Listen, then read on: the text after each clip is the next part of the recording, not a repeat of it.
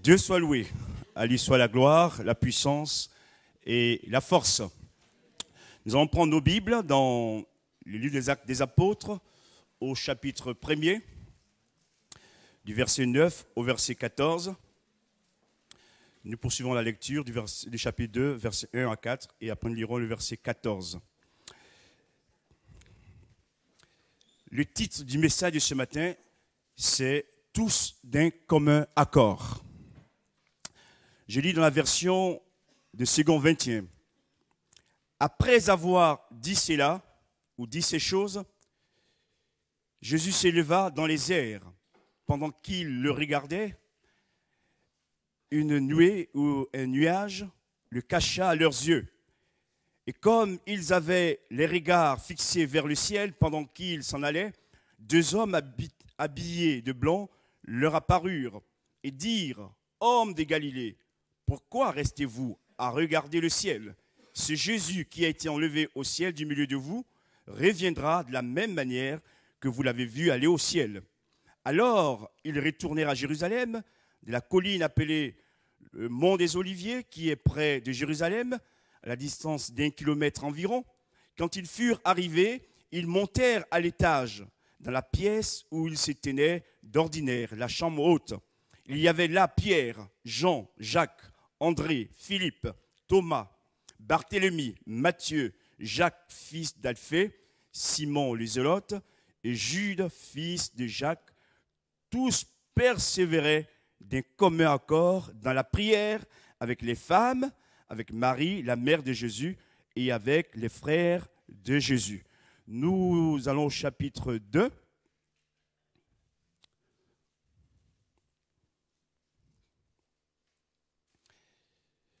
Le jour de la Pentecôte, ils étaient tous ensemble, dans le même lieu. Tout à coup, il vint du ciel un bruit comme celui d'un vent violent, et il remplit toute la maison où ils étaient assis. Des langues semblables à des langues de feu leur apparurent, séparées les unes des autres, et se posèrent sur chacun d'eux. Et ils furent tous remplis du Saint-Esprit, et se mirent à parler en d'autres langues, selon que l'Esprit leur donnait de s'exprimer. On va lire aussi le verset 14. Alors, Pierre, se présentant avec les 11, éleva la voix et leur parla en ces termes, gloire à son nom. Amen. Tous d'un commun accord persévéraient dans la prière. Après la résurrection de Jésus, il va apparaître aux disciples, aux apôtres, pendant 40 jours. Puis notre Seigneur va remonter vers son Père, notre Père, depuis les monts des Oliviers. Du jour de son ascension jusqu'à la Pentecôte, il y a 10 jours. 10 jours.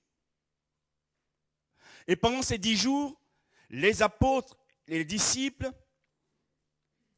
vont se réunir dans la chambre haute, attendant l'effusion du Saint-Esprit. Avec eux sont les femmes qui ont servi Jésus, Marie, mère de Jésus, et les frères de Jésus. Il s'agit de Jacques, de Jude, de Simon, de José ou Joseph, selon les versions, qu'on peut trouver dans Marc chapitre 6, verset 3. La Bible nous dit que tous, d'un commun accord, persévéraient dans la prière. Et je voudrais faire un rappel par rapport aux histoires des uns et des autres, de ceux qui se trouvent dans la chambre haute. Car entre eux, il y a eu des différends, il y a eu des conflits.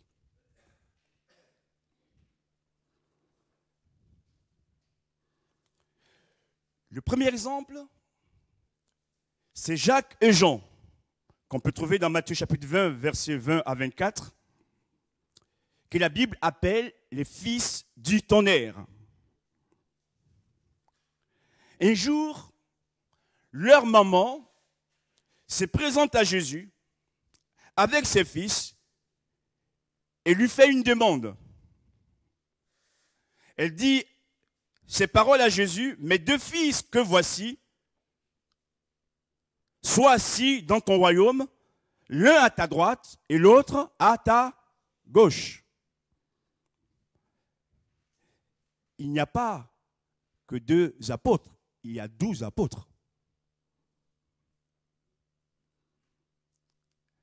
Le fait que la maman de Jacques et Jean demande les premières places pour ses enfants va mettre les autres apôtres au second plan. Et ils vont réagir. La Bible dit qu'ils furent indignés contre Jacques et Jean. Et on peut les comprendre.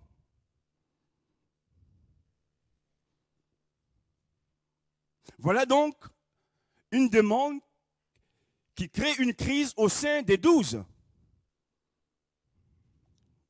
Les 10 autres en voulaient à Jacques et à Jean. Et ils ont raison. Parce que tous voudraient quand même être le plus près de Jésus. Oui ou non?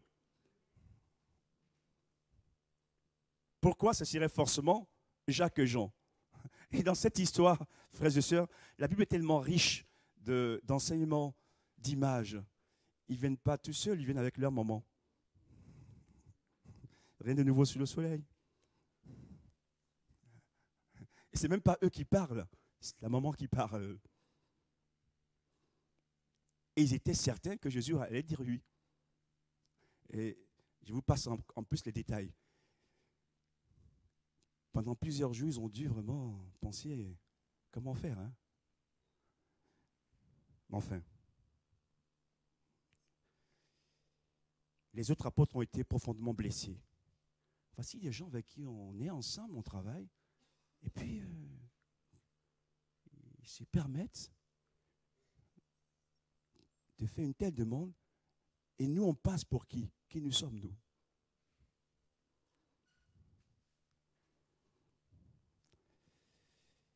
Mais cette affaire va être réglée. Puisque la Bible nous dit,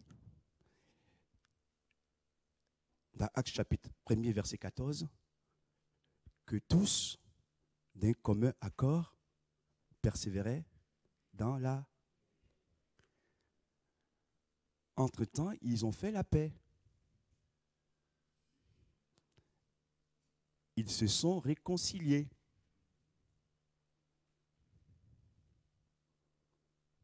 Parce que pour prier d'un commun accord, c'est qu'on a fait la paix.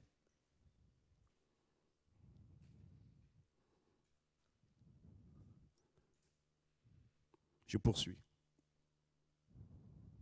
Deuxième exemple, c'est l'apôtre Pierre. Matthieu chapitre 26, verset 33. Jacques et Jean, je les appelle les fils du tonnerre, les croyants du tonnerre, on va dire. Pierre, lui, c'est le croyant impulsif, tumultueux. Voilà, il est impulsif.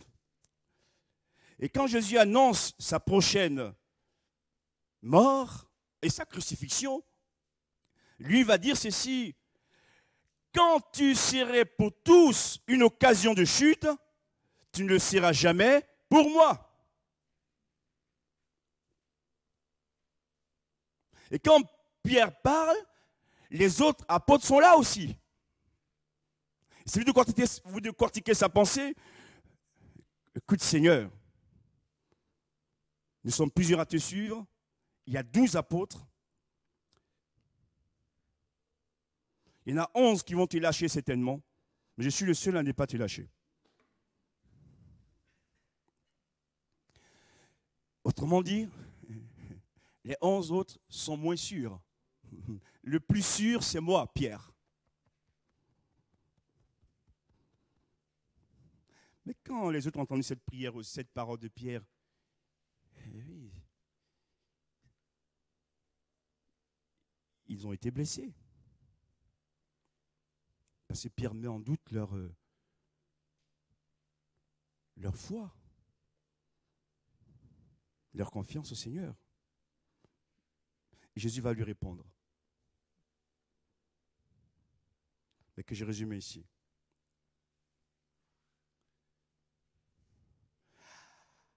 Avant même que le coq chante dans la nuit, Pierre va renier Jésus combien de fois? 3 fois. Donc il ne se connaissait pas. Il parlait des autres, mais il ne se connaissait pas lui-même. Finalement, à part Judas qui a trahi, les 10 autres ne l'ont pas régné. C'est Pierre qui a régné Jésus 3 fois. Seigneur, apprends-nous l'humilité. À ne pas dire des paroles qui ne sont pas en mesure de porter. Garde-nous, Seigneur, dans l'humilité. Et garde-nous surtout de juger les autres qu'on ne connaît pas vraiment, car il n'y a que Dieu seul qui connaît les autres.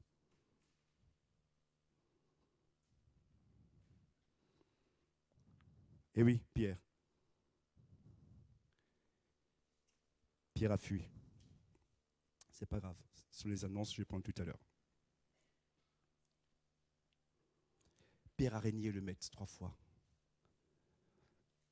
3e exemple, Thomas. Après la résurrection, Jésus est apparu aux apôtres disciples en 40 jours. Il est venu dans la chambre haute. Quand il arrive, il n'y a pas Thomas. Les autres lui font le compte-rendu. Et Thomas dit, mais vous racontez n'importe quoi.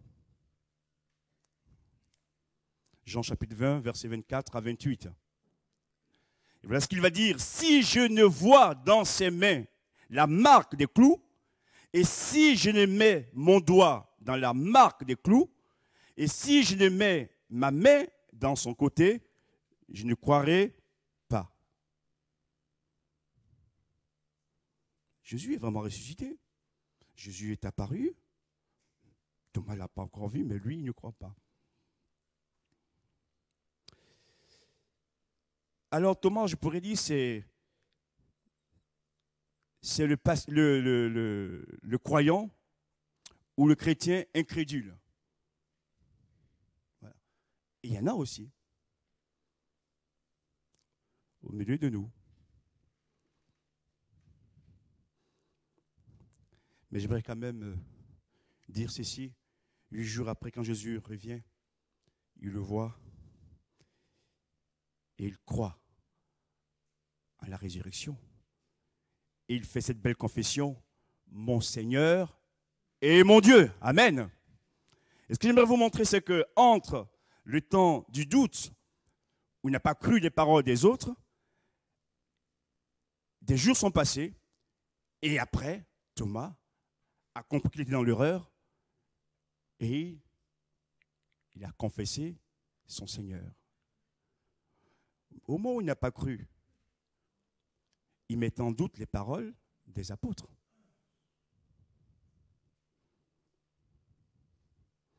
Mais là aussi, pour qu'ils puissent prier tous d'un commun accord, c'est qu'ils ont fait la paix.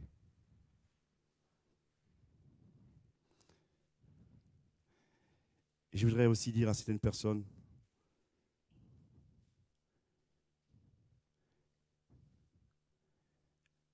arrêtons de chambrer les chrétiens qui ont été incrédules un temps. Car entre-temps, ils ont changé. Amen. On ne va pas rappeler tout le temps le passé. Parce que pour prier tous d'un commun accord, c'est qu'ils ont soldé le passé. Amen. Eh oui. Il y en a certains, sous forme de blagues, avant la réunion de prière. Ah Thomas, la première fois que Jésus est apparu, tu n'étais pas là, tu n'as pas cru toi. Hein? Voilà, ce n'est pas des paroles à dire. Une fois que c'est réglé, on avance. D'accord? Et ce matin, je voudrais vous montrer par ce message que ce qui est ancien est ancien. C'est du passif. Et il faut avancer. Je arrive maintenant au quatrième exemple, Marie. Marie, la mère du grand pasteur, Marie, la mère de Jésus. Elle aussi a souffert. Marie avait des raisons d'en vouloir à Pierre, qui a régné son fils. Au moment où Jésus avait le plus besoin de Pierre, Pierre régnit Jésus. Et Marie le sait. Les autres aussi le savent. D'ailleurs, c'est écrit. Dites-moi, que vous soyez une mère ou un père, mais encore plus une mère, votre fils est en train d'être crucifié, d'être mis à mort, condamné. Et je mets en guillemets le meilleur de ses amis. Au moment où il a besoin de lui tourne le dos.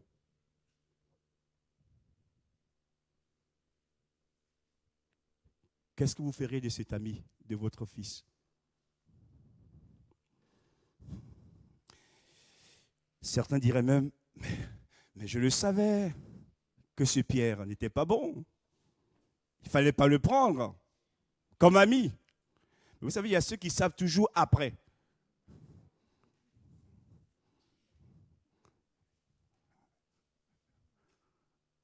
Il fallait le dire avant. Parce que c'est après qu'il y a le fait. Non. Pierre, c'est vrai qu'il a connu une faiblesse. Et son acte a profondément blessé Marie. Mais même là encore, que nous dit le verset 14 du chapitre 1er? Tous d'un commun accord persévéraient dans la prière avec les femmes et Marie, mère de Jésus. Amen. Et j'aimerais aussi vous dire ceci, frères et sœurs, que nous ne prions pas Marie, nous l'honorons, et dans ces textes, la Bible dit clairement que c'est Marie qui prie Jésus. Amen. Et il y a un changement là. Hein? C'est Marie qui prie Jésus.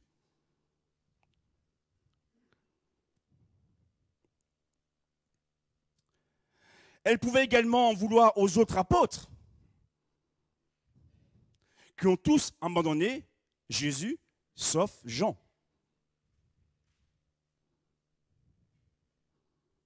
Jean est le seul à se trouver au pied de la croix avec elle. On va lire Jean chapitre 19, versets 26 à 27. Jean chapitre 19.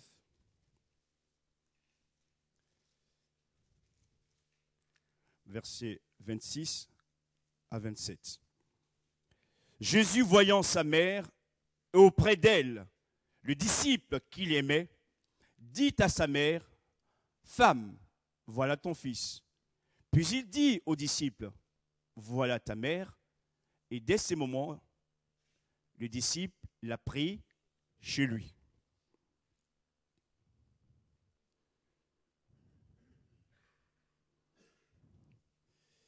Et je vais maintenant en venir au conflit entre Marie et ses enfants. Pourquoi est-ce que Jésus a confié sa mère à Jean? Marie avait 2 enfants. Il y a Jacques, il y a Jude, pour les plus connus. Donc Jésus n'étant plus là en tant que fils aîné, c'est à Jacques et à Jude, frères de Jésus, de s'occuper de leur mère. Mais comme ils ne croyaient pas en Jésus, ils n'ont pas adhéré à la foi de leur mère non plus. Ils ont pris leur distance. Donc Marie se retrouve seule. Il faut que quelqu'un puisse l'héberger. Et c'est Jean qui va la recevoir.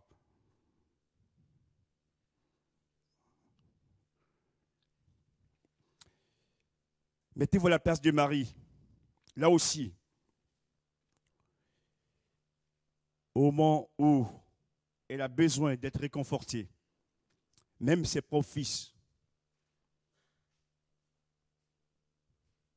ne sont pas présents pour la consoler. Elle ne peut pas compter sur eux. Et c'est la raison pour laquelle, frères et sœurs, on va voir que lorsque la Bible nous renseigne sur cette histoire, le verset 14 toujours, des Actes des Apôtres.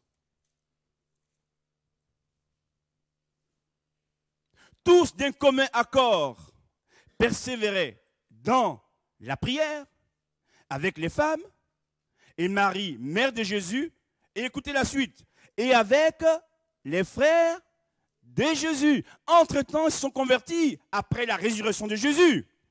Gloire à Dieu. Et ils ont fait la paix dans la famille, entre mère et enfant, enfant et mère. Et Marie, qui en a beaucoup souffert par rapport à Pierre, aux apôtres et à ses enfants, a fait la paix.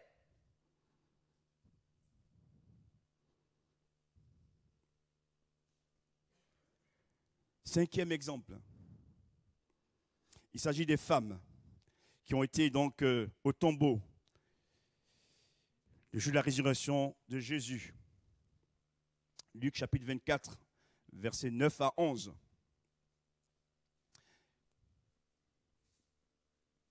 Il s'agit de Marie de Magdala, il s'agit de Jeanne et de Marie, mère de Jacques. Elles ont été témoins de la résurrection de Jésus. Et quand elles sont revenues voir les apôtres, elles font le compte rendu. Elles leur disent que Jésus est ressuscité. Et comment vont-ils prendre les paroles de ces femmes? Le verset 11. Ils prirent les paroles des femmes pour des rêveries, pour des absurdités. Elles étaient un peu folles, hein? Et oui, les hommes qui prennent souvent les paroles des femmes pour de la folie. Et pourtant, c'était quand même les apôtres, ceux qui étaient avec Jésus, qui ont vu les miracles, qui ont été enseignés. Des femmes viennent leur dire que Jésus est ressuscité. Et ils ne croient pas. Oh, vous racontez n'importe quoi. Mais dites-moi, leur attitude par rapport aux femmes est blessante. Elles ont été blessées. Celui qui est venu nous apporte la lumière, nous apporte l'amour, est mort et ressuscité. Et nous le déclarons aux apôtres et ils nous prennent pour des fadas.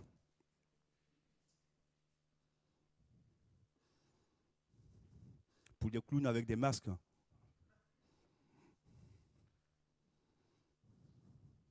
Non, mais et ça a dû être terrible pour les femmes, c'est pas possible. Mettez-vous à leur place. Quand vous dites la vérité à des personnes, à des gens, et qu'ils disent, qu'ils pensent que ce que vous dites est un mensonge. Donc eux, ils sont dans la vérité, vous êtes dans le mensonge. Or, la réalité, ce n'est pas elles qui sont dans le mensonge, c'est les apôtres qui ne savent pas, qui ne sont pas dans la vérité. Comment vous faites là? D'ailleurs, vous voyez le texte d'ailleurs. Les femmes n'ont pas créé un mouvement de libération des femmes contre les apôtres. Vous verrez, vous allez lire la Bible. Vous ne verrez jamais ces gens d'attitude. Parce qu'ils ont la crainte de Dieu. Ils se sont trompés, les apôtres. Mais l'Église, c'est l'Église de Jésus-Christ. L'Église de Dieu, on ne touche pas l'Église. D'accord? Et ils vont se remettre à Dieu qui va les justifier. Amen?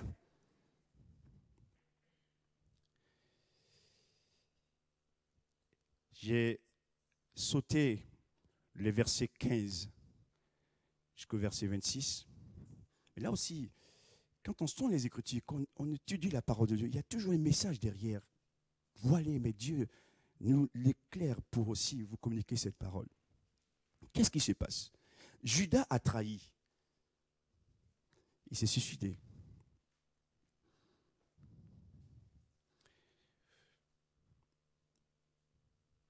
Verset 17. Judas était compté parmi nous. Il avait part au même ministère.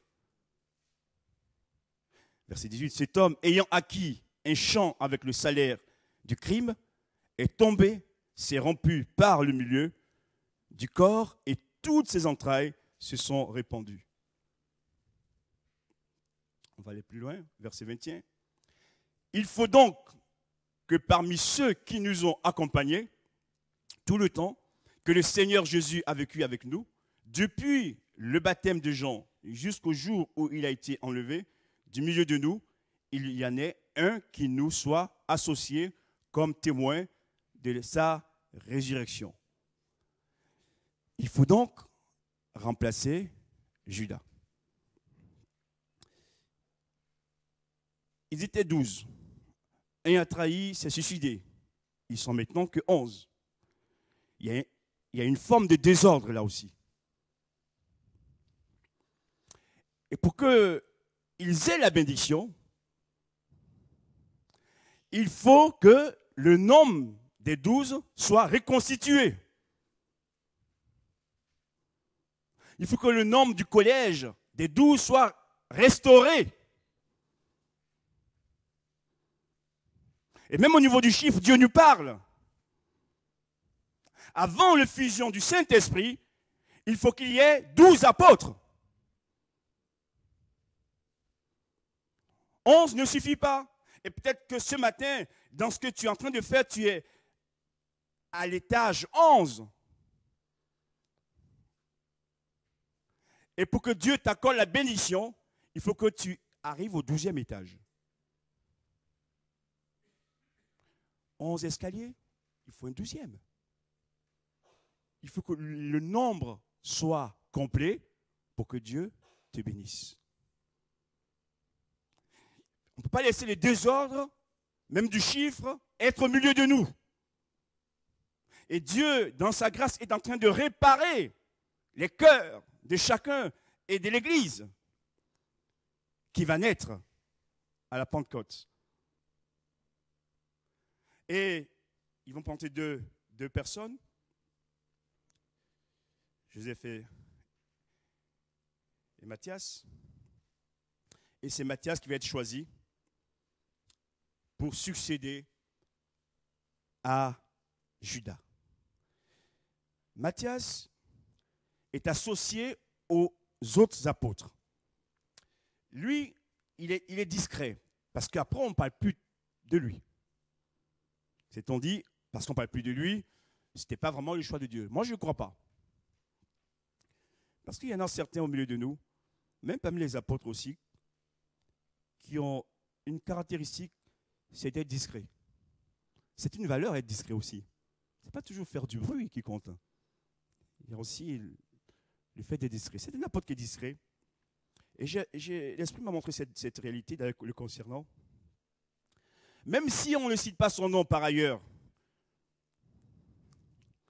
mais vous ne verrez en aucun cas, dans un verset biblique, qu'il a créé une division, qu'il a fait des problèmes. Non, pas du tout.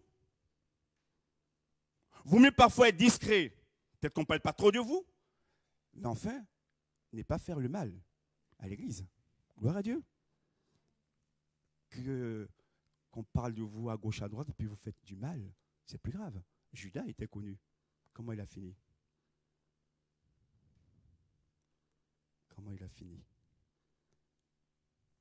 Et il était là lui aussi, dans ce temps de prière. Ils étaient ensemble, en train de prier. Toutes ces réconciliations, frères et sœurs, se font avec miséricorde, en privilégiant la recherche de la vérité. C'est-à-dire que Jacques et Jean ont fait des choses qui ne sont pas bien. Il faut donc le dire. Parce que les apôtres ont été indignés quand ils ont entendu les paroles. Il ne faut pas dire, mais non, il n'y a rien de grave. Il faut les régler. Quand Pierre abandonne Jésus, trahit Jésus, c'est un fait. Il faut aussi le régler.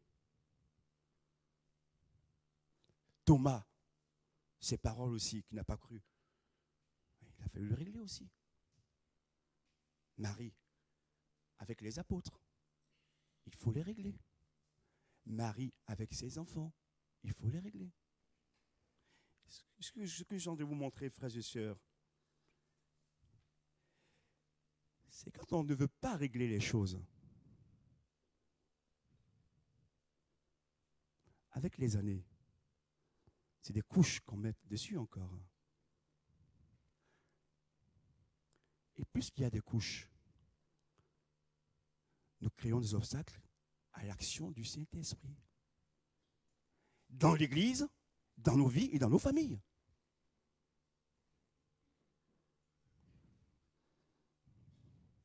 Nous, on aurait dit, mais Dieu est bon, Dieu est miséricordieux.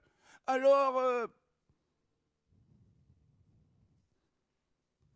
et dans ces cas, il a fallu exprimer la repentance. Même Dieu qui est amour, pour nous pardonner, il faut qu'on se répande d'abord, oui ou non? Sans repentance, il n'y a pas de salut, il n'y a pas de pardon. Donc la repentance, c'est le fait de reconnaître ses fautes, ses erreurs, et de demander pardon à l'autre.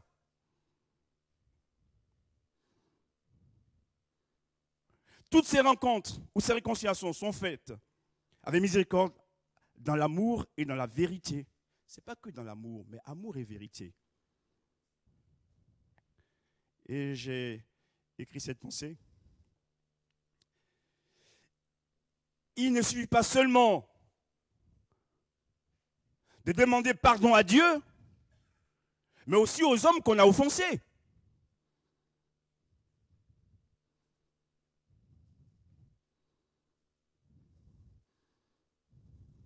Quelqu'un a dit, il est beaucoup plus facile de demander pardon à Dieu qu'aux hommes. Parce que Dieu ne le voit pas. Mais pour que tu sois restauré dans ton état spirituel, tu demandes pardon à Dieu, mais tu demandes pardon aussi à l'homme ou à la femme que tu as offensé. Amen. Sinon, il manque quelque chose. Même la croix nous parle. Hein. Il y a deux barres. Il y a une barre horizontale, une barre verticale.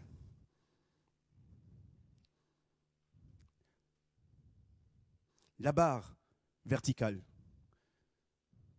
c'est notre relation avec le Père. Le pardon du Père passe par là. Et la verticale, avec nous, avec les hommes que nous côtoyons. Bon, enlever la verticale, il n'y a plus de croix. Hein. Mais enlever aussi l'horizontale, il n'y a plus de croix. Il faut les deux aspects. C'est la raison pour laquelle, d'ailleurs, Dieu nous a donné son esprit pour qu'on serve les hommes. L'Église est là pour éclairer le monde. Vous ne verrez jamais une Église qui avance, qui vit en vase clos. L'Église est dans le monde pour éclairer le monde. Amen. L'Église reçoit la puissance de Dieu pour éclairer le monde. Donc, même tous les dons que nous avons reçus, tous les biens que nous avons reçus, frères et sœurs, c'est pour servir les hommes. Parce que dans le ciel, on n'aura plus besoin de ça. Tu ne vas pas servir dans le ciel avec tes biens. C'est terminé. Même tes dons. Parce que là-bas, tout sera parfait. Amen. Que Dieu nous aide à comprendre ces réalités et ces vérités bibliques. Pardonner, c'est aussi refuser d'être prisonnier du passé. Combien sont prisonniers du passé dans nos églises évangéliques?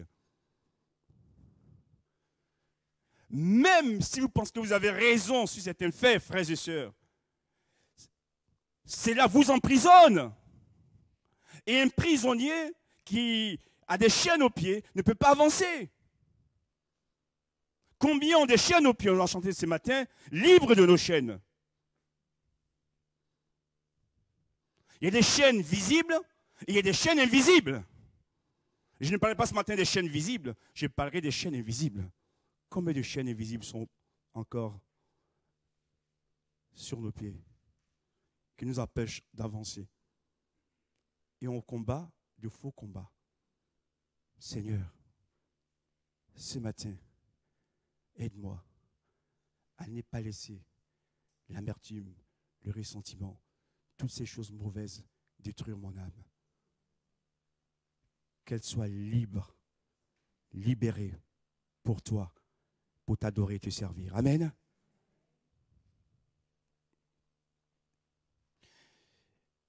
Et je dis ceci également, que pardonner, c'est aussi refuser de se considérer toujours comme une victime des circonstances. Il y en a qui se considèrent tout le temps comme des victimes. Mais si tu es dans cette position de victime, tu ne pourras rien faire. Ah, qu'est-ce que les hommes sont méchants. Ah, qu'est-ce que j'ai souffert. J'ai pris des coups. Bien sûr, c'est une réalité. Mais n'en fais pas ta chanson tous les matins. Qui n'a pas pris de coups? Qui n'a pas été trahi? Qui n'a pas été déçu? Mais un seul ne nous a jamais trahi, Jésus-Christ. Et c'est lui qui nous a appelés. C'est lui qu'on sert. C'est lui qu'on aime. C'est lui qu'on adore. Et pour lui, il faut qu'on y aille jusqu'au bout, frères et sœurs. Oui.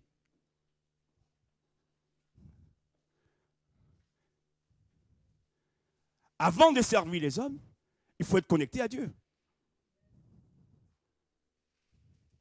Oui. Si tu es connecté aux hommes uniquement, tu ne vas pas aller loin. Hein?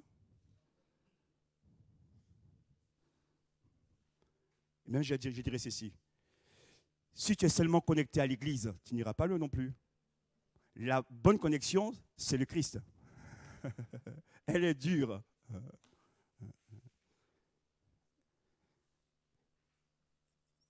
Et c'est une connexion qu'on kiffe. Gloire à Dieu. Il n'y a pas de virus. Alléluia. C'est la bonne connexion.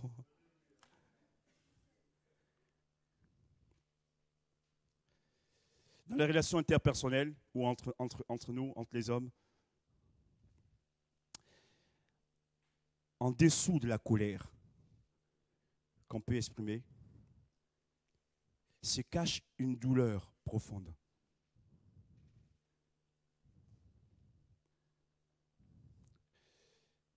Et qui nous parle de notre besoin d'être aimé ou d'aimer. Tout est là.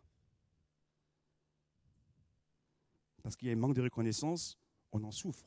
Ou un manque d'estime, on en souffre. Mais c'est en vivant le pardon, mutuellement, qu'on se libère les uns les autres, qu'on se délivre les uns les autres. Amen. Écoutez, quand vous vous sentez léger parce que vous avez réglé les problèmes, les conflits, la vie est belle. La vie est belle. La vie est belle. Alléluia.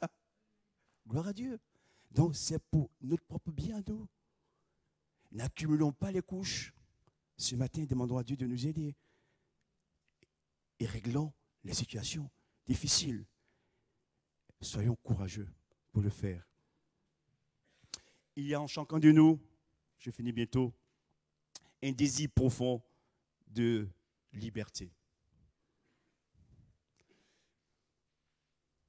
On veut être libre.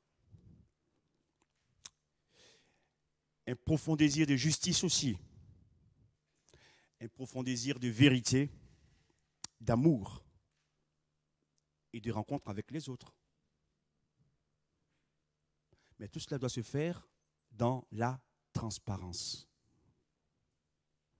Qu'est-ce qui crée le malaise dans nos relations? C'est quand c'est pas net, quand c'est pas pur, quand c'est flou. Oui. Donc ça, on dit dégage. Dégage, dégage. Et le mur se croule. Et on répare dans la force et la vie. En tendant la main à celui qui nous a offensés, quand il a fait la démarche, frères et sœurs, de repentance, nous permettons à Dieu, à son tour, de nous tendre la main. Amen. Et c'est extraordinaire parce que c'est ça que l'Église doit être. Je termine. Conclusion. On va revenir dans Actes des Apôtres, chapitre 2, verset 14.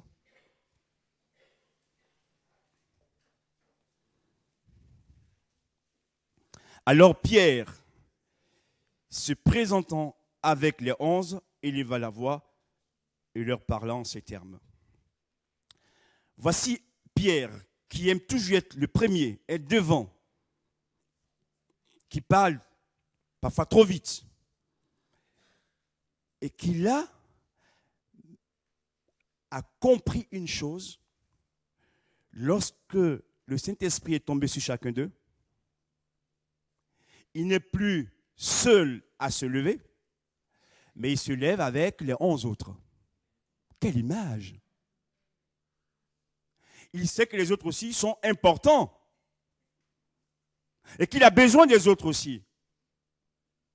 Mais si Pierre se lève, les 11 aussi se lèvent avec lui. Et Pierre va s'avancer, les 11 vont s'avancer. Pierre se tient debout, les 11 aussi se tiennent debout. Quelle image de l'Église! Seigneur, ce matin, montre-nous les réalités spirituelles de la vie d'une Église. Il n'y a pas 3 debout et puis les autres assis. On se lève debout ensemble parce qu'on est dans le même combat. Le combat de Pierre, c'est le combat des 11 autres. Et c'est ça qui permet à l'adversaire de trembler. Et en s'élevant ensemble, on peut dire aussi que, d'ailleurs le mot est dit, alors Pierre se présentant avec. Il y a donc accord entre les 12. Il y a accord, il y a association. Les 11 vont soutenir Pierre.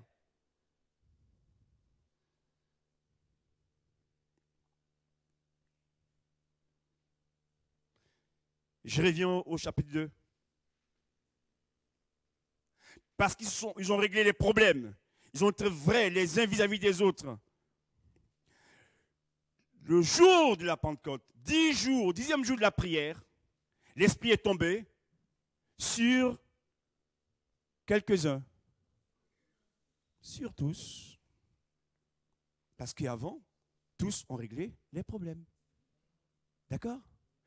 Est-ce que je vais vous montrer ce matin? Nous désirons une nouvelle effusion de l'Esprit de Dieu dans nos églises pour la France. Sommes-nous d'accord de procéder à cette démarche? Ça coûte, mais le résultat, au fond, à la fin, c'est extraordinaire. L'effusion ne serait pas tombée s'ils n'étaient pas tous d'un commun accord. Pourtant, ils étaient différents. Il y avait des femmes, des hommes, il y avait eu des problèmes. Et quand ils prient,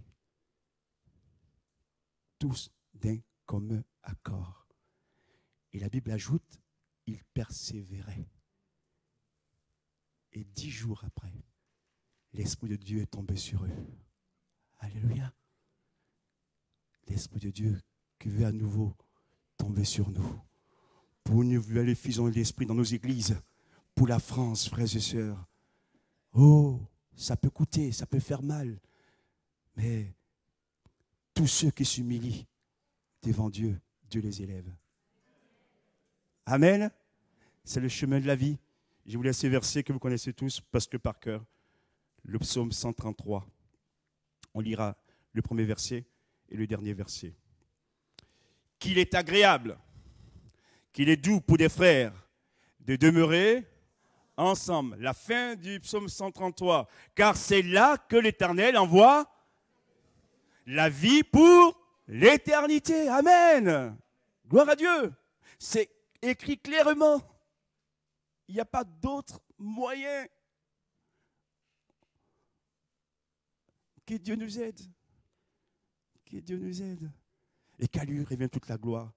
Tous d'un commun accord, lèvons-nous pour prier, intercéder, adorer le Seigneur, pour voir l'Église de Dieu en France debout, pour proclamer l'Évangile au monde qui se perd. À lui soit la gloire. Merci pour ta parole. Merci parce que tu parles tant d'une manière, tant d'une autre, pour nous aider à venir à toi ou à revenir à toi. Et ce matin, Seigneur, bénis ces paroles dans les cœurs de mes frères et de mes sœurs, dans mon cœur. Et que nous ne laissons pas encore passer le temps, les mois, mais ces choses qui ont besoin d'être réglées, nous puissions les régler, Seigneur, afin de permettre à l'action de l'Esprit d'agir au milieu de nous. Père Saint, nous voulons voir, oui, des signes. Nous voulons voir des miracles. Nous voulons voir ta main étendue au milieu de nous. Et pour cela, Seigneur, nous ne voulons plus permettre à l'adversaire de venir nous narguer. Nous sommes prêts, Seigneur, à dire non au mal, non au péché, non à la discorde. Mais oui, oui pour la paix de Dieu. Oui pour la vie de l'Esprit. Oui pour la victoire en Jésus-Christ. Que ton nom soit béni éternellement. Amen.